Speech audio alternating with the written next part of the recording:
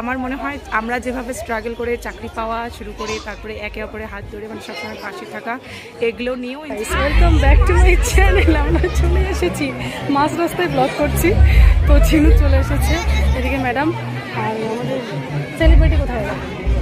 এই সেলিব্রিটি ওইদিকে celebrity one গল্প করছে, দুদিনের জন্য সেলিব্রিটি। আমি ভীষণ বিজি, এখন একটু ফাঁকা হলো।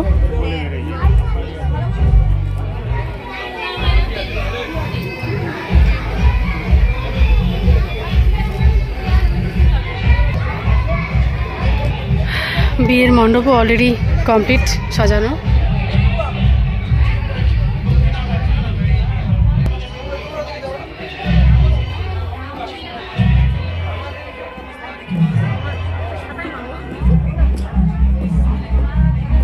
এখন একটু ফাঁকা হয়েছে, বরের গাড়ি আসছে বলে সবাই বরের দিকে রয়েছে। এত বিজি আমি চান্সই পাচ্ছি না ভিডিও করার।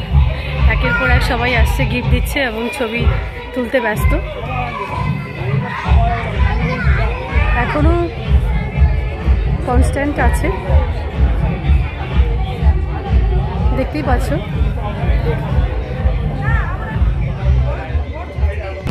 চাই এখন একটু ফাঁকা হয়েছে, বাট যেতে যেতে আবার আরো ভিড় হয়ে গেল।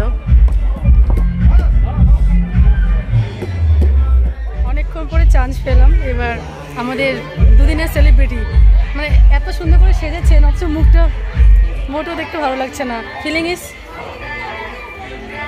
কি ফিলিং? ভিডিও? হ্যাঁ ইয়েস, এটাও দেবো। দারুণ দারুণ দারুণ। না না না, একদম দারুণ। কেমন লাগছে আজকের এই অনুভূতি? কেমন? ভালো লাগছে, ভালো, খুব ভালো। টেনশন হচ্ছে না?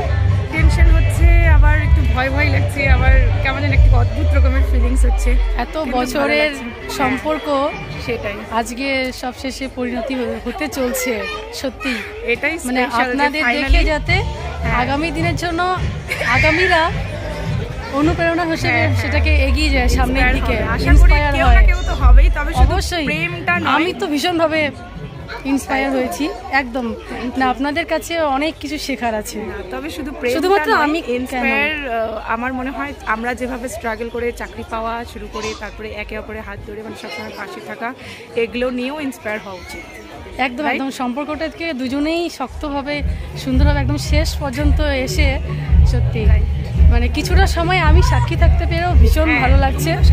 অনেক কান্নাকাটি দেখেছি, শুনেছি, সবশেষে বিয়ে হতে চলেছে। ভীষণ আপনাদের দুজনের জন্য অনেক শুভকামনা রইল আগামী দিনের জন্য, একদম খুব সুন্দরভাবে এগিয়ে চলুন। আর আমার একটাই উইশ যে তোমারও যাতে খুব তাড়াতাড়ি এই শুভ পরিণয়ের দিনটা আসুক। ও থ্যাংক ইউ সো মাচ। তুমিও তোমার মনের ইচ্ছে পূরণ হোক।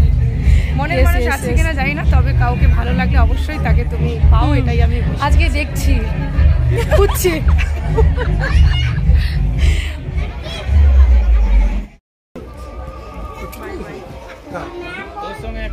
তোমরা তো দেখলেই মিষ্টি বাইটকে। তো এবার আমাদের ফিরে যাওয়ার পালা, আমরা বেরিয়ে পড়েছি। তো একটু দুই বান্ধবী ইশারায় কথোপকথন হচ্ছে, এবার আমরা বেরোবো। একটু টাটা দিন। এখানে দেখছি বিজু তো অলরেডি হাজির, মানে আমাদের বদমশাই।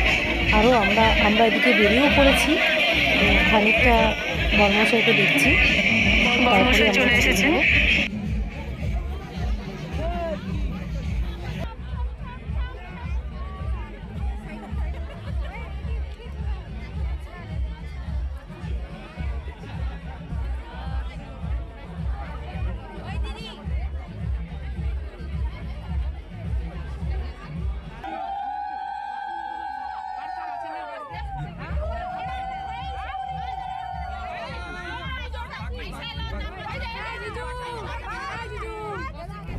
আমরা এবার সবশেষে বেরিয়ে পড়েছি, ফিরছি কোথায় সেটা তো ঝিনুকের বাড়ি, মানে শিলিগুড়ি।